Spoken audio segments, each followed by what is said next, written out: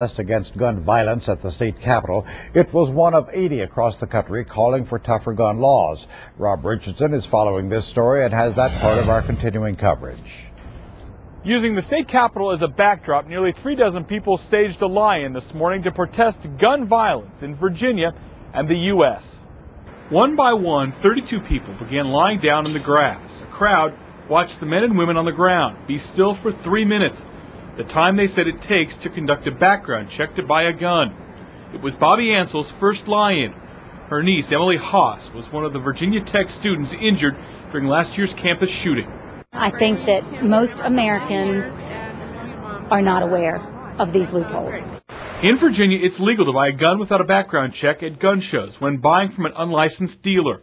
Governor Kane and others pushed hard this year to change that. The bill failed. Ansell told today's crowd that her niece survived last year's shooting because the gunman thought she was dead. 12 others in the class died. You can't close everything. You cannot protect everything. But are we going to just turn away things and say it's not going to work? We've got to do what we can to eliminate the guns. I know this won't fix everything, but we've got to start somewhere. Susan Miller is a family doctor who's been treating gunshot victims in Richmond for more than 20 years.